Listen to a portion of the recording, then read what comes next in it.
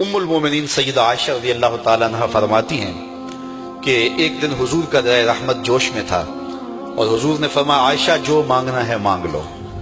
میں نے عرض کی یا رسول اللہ اگر آپ اجازت دیں تو میں اپنے باپ حضرت ابو بکر صدیق رضی اللہ تعالیٰ عنہ سے مشورہ نہ کر لوں کہ میں نے کیا مانگنا ہے؟ تو فرمایا کہ جاؤ مشورہ کر لو، مشورے کی اجازت بھی ہو گئی۔ میں اپنے والد گرامی کی خدمت میں حاضر ہوئی اور کہا کہ دریائے رحمت جوش میں ہے اور رحمت کا باڑا برس رہا ہے۔ حضور نے فرمایا عائشہ جو مانگنا ہے مانگ لو، یہ اتنا سنہری موقع ہاتھ آیا ہے تو میں چاہتی ہوں کہ کوئی مانگوں تو اہم شے مانگوں، تو آپ کی خدمت میں حضور سے اجازت پا کے حاضر ہوئی ہوں، مجھے بتایا جائے کہ میں حضور سے کیا مانگوں تاکہ کوئی چھوٹی چیز نہ مانگوں بڑی چیز مانگوں۔ تو حضرت ابو بکر رضی اللہ تعالیٰ عنہ نے فرمایا کہ بیٹا حضور سے جا کے کہنا کہ معراج کی خلوت خاص میں اللہ نے آپ سے جو راز کی باتیں کی تھی ان باتوں میں سے ایک بات بتا دو۔ مانگا بھی تو علم مانگا، اور عائشہ میرے سے وعدہ کرو جو حضور بتائیں مجھے بھی آ کے بتانا ہے۔ ام المومنین حاضر خدمت ہو گئیں۔ حضور نے پوچھا عائشہ مشورہ ہو گیا؟ کہا جی حضور ہو گیا۔ کہا مانگو کیا مانگتی ہو؟ کہا حضور معراج کی خلوت خاص میں جب اللہ کے حضور حاضر ہوئے رب نے آپ سے راز کی باتیں کی تو ان باتوں میں سے ایک بات بتا دیں۔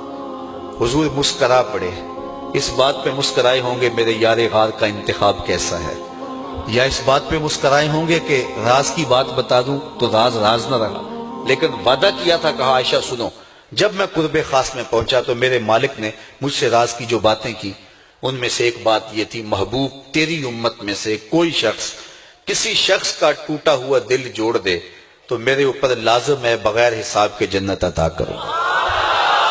ام المومنین بہت خوش ہوئی اور اپنے والد گرامی سیدنا ابو بکر صدیق رضی اللہ تعالیٰ عنہ کے پاس آئیں اور ساری کہانی سنائی۔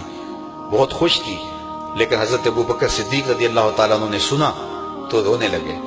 تو ام المومنین سیدہ عائشہ رضی اللہ تعالیٰ عنہ نے عرض کیا میرے والد گرامی یہ بات رونے والی تو نہیں ہے، ہم بسا اوقات کسی دکھی کے کام آ جاتے ہیں، کسی کا دکھڑا بیٹھ کے سن لیتے ہیں، کسی کی ڈھارس بنا دیتے ہیں، کسی کے کام آ جاتے ہیں، یہ تو بخشش کا بہانہ ہاتھ آ گیا اور آپ اس پہ رو رہے ہیں۔ تو فرمانے لگے عائشہ اس کو معکوس بھی پڑھو، تصویر کا دوسرا رخ بھی دیکھو، اگر کوئی شخص کسی کا ٹوٹا ہوا دل جوڑ دے تو بغیر حساب کے جنت میں جائے گا، اس کا دوسرا رخ یہ ہے اگر کوئی کسی کا دل توڑ بیٹھے تو سیدھا جہنم میں جائے گا۔